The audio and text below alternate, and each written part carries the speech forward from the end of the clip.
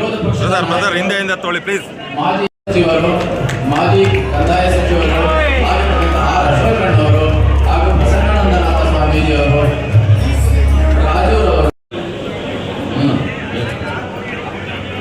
ಈ ಲೋಕಸಭಾ ಸದಸ್ಯರು ಆಗಿರತಕ್ಕಂತಹ ಕರ್ನಾಟಕ ಸರ್ಕಾರದ ಹಿಂದಿನ ಉಪಮುಖ್ಯಮಂತ್ರಿಗಳು, ಆಗಿರ್ತಕ್ಕಂಥ ಎಲ್ಲ ಗೌರವಾನ್ವಿತ ಅತಿಥಿಗಳೇ, ಗಣ್ಯಮಾನ್ಯರೇ, ಇಲ್ಲಿಗೆ ನಮಗೋಸ್ಕರ ಬಂದಿದ್ದಾರೆ ಅಂದರೆ ನಿಜಕ್ಕೂ ಒಳ್ಳೆಯ ಆಯ್ಕೆ ಮಾಡಿದ್ದೀರಿ ಅಂತ ನಾನು ಈ 10 ಎಕರೆನೂ ಬೆಲೆ ಇಲ್ಲ, 50 ಎಕರೆನೂ ಬೆಲೆ ಇಲ್ಲ. ಇವತ್ತು ಬೆಲೆ ಇರೋದು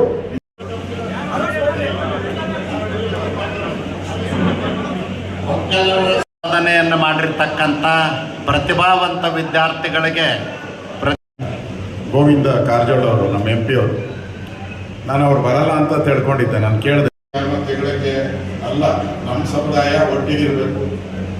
ನಮ್ಮ ಸಮುದಾಯ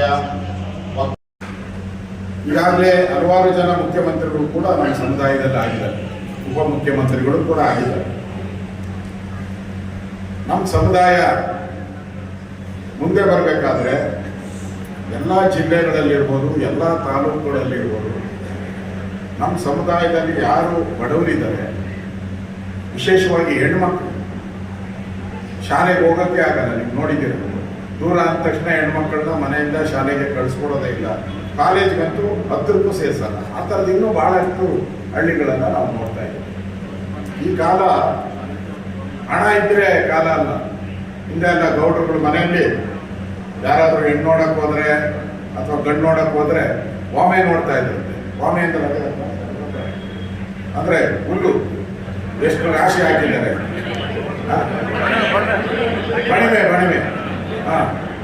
ಈಗ ನಾವೇನ್ ನಾವು ನೋಡ್ತಿರಲ್ಲ, ಕಾರ್ ಇದೆಯಾ, ಆ ಕಾರಲ್ಲಿ ಯಾವ್ದಿದೆ, ಇಂಪೋರ್ಟೆಡಾ ಲೋಕಲ್ಲ ನೋಡ್ತೀರ. ಆ ಕಾಲದಲ್ಲಿ ಬಣಿಮೆ ನೋಡ್ತಾ ಇದ್ವಿ. ಆಮೇಲೆ ಹೋಗಿ ತಿಪ್ಪೆ ನೋಡ್ತಾ ಇದ್ವಿ.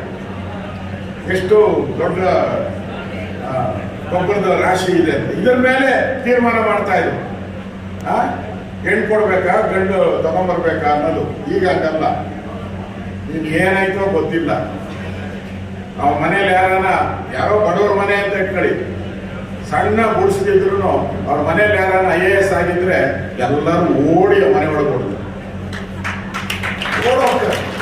IPS ಆಗಿದ್ರೆ ಹೋಗ್ತಾರೆ, ಡಾಕ್ಟರ್ ಆಗಿದ್ರೆ ಹೋಗ್ತಾರೆ, ಇಂಜಿನಿಯರ್ ಆಗಿದ್ರೆ ಹೋಗ್ತಾರೆ. ವಿದ್ಯೆಗೆ ಮಹತ್ವ ಇದೆ.